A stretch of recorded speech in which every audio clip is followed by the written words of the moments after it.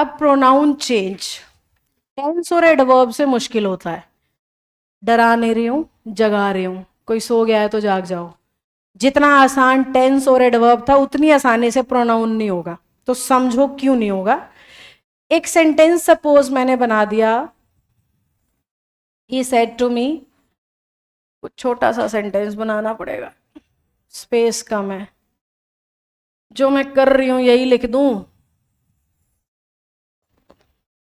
मैं तो कुछ एडवर्ब भी डालना चाह रही थी, एडवर्ब डालने की कोशिश,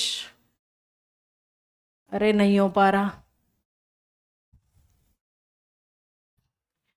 एडवर्ब घुसेड़ देंगे अब की बार, तो शब्द छोटे छोटे कर दिए और ये एडवर्ब भी फिट।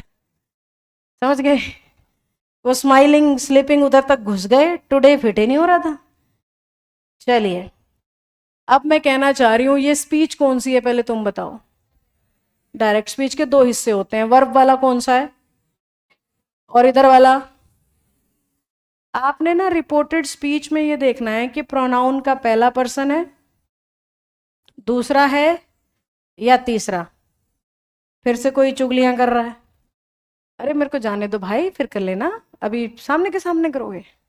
और लड़का है, लड़के हैं दो, कुछ कुछ कुछ कुछ कुछ कुछ कुछ कुछ लगे हुए हैं। आइए, प्रोनाउन का पहला पर्सन है, दूसरा है, या भूल गए हो तो फर्स्ट पर्सन थे ये, सेकंड, और बचे हुए सारे ही शी इट दे, या किसी का नाम बोलो, किसी का नाम बोलो। अपना तो मुझे पता ही था, तुम्हारा सुनना चाहती थी। हमेशा ऐसे केस में मैं अपना ही लिख रही होती हूँ, इसलिए पूछ रही थी कुछ नया बता दो। आई और we first person, you second person, बचे हुए सारे। आई और वी का परिवार फर्स्ट पर्सन होगा, परिवार यानी I, my, mine, me. We, our, ours, us. You का परिवार सेकंड पर्सन होगा, you, your, yours, you. Personal pronoun याद है, उसमें टेबल कराई थी, वो टेबल दिमाग में रखनी पड़ेगी। याद है टेबल? पक्का याद है? झूठ तो नहीं बोल रहे? मैं दोबारा लिख दूंगी, मेरे हाथ नहीं टूटेंगे। पक्का याद है? ठीक है भाई। फिर अगर आपको रिपोर्टेड स्पीच में फर्स्ट पर्सन दिखे तो उसे वर्ब के सब्जेक्ट के अनुसार बदलेंगे। वर्ब का सब्जेक्ट यहां पे होगा, वर्ब समझ रहे हो, रिपोर्टेड वर्ब, इसको वर्ब बोल रही हूं, वर्ब का सब्जेक्ट। सेकंड पर्सन वर्ब के ये रहा ऑब्जेक्ट। Third person change. तो एक सुलझी हुई सी नजरों से अगर देखा जाए तो आई, वी और यू ही तो बदल रहे हैं, बाकी सब तो सेम।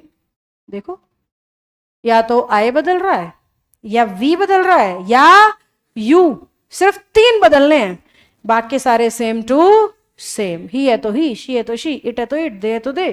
किसी का भी नाम है तो नाम, नाम यानी स्टूडेंट भी नाम है, क्लास भी नाम है, टीचर भी नाम है, बेंच भी नाम है, कुर्सी, कंप्यूटर, सब के सब नाम है, सेम टू। यही एकमात्र गलती है जो मैंने बच्चों को प्रोनाउन में करते हुए देखा है, क्योंकि यहां पे लिखा होता है स्टूडेंट और उसको इधर उधर से बदल रहे होते हैं, same to same.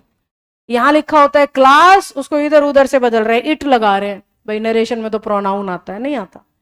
Third person है तो सेम टू सेम, तीन ही बदलने की कोशिश करो। आई दिखे तो उसका परिवार, वी दिखे तो, या फिर यू दिखे तो, बाकी सारे as it is indirect speech में सेम टू सेम। क्या हमें समझ आया? पक्का आया? एक और चीज जहां बच्चे कंफ्यूज होते हैं, जिस शब्द की जगह रखोगे उसी लेवल का शब्द होना चाहिए। पहले दिमाग में शब्दों को घुमा लो। जिस शब्द की जगह बिठा रहे हो, जिस शब्द को हटा रहे हो, उसकी जगह उसी लेवल का शब्द आएगा। यानी सब्जेक्ट को हटा रहे हो तो सब्जेक्ट ही आएगा, ऑब्जेक्ट को हटा रहे हो तो, पोजेशन हटा रहे हो तो। समझ आया कि नहीं आया? और खुल के बताते हैं। यहां पे आए है, कौन सा पर्सन? सब्जेक्ट है, पर है ना, सब्जेक्ट है। किसके हिसाब से बदलना है? वर्ब के सब्जेक्ट के हिसाब से। पर ही भी पहले से ही सब्जेक्ट है, तो कुछ करना ही नहीं पड़ा। आई की जगह सीधा कौन आ गया?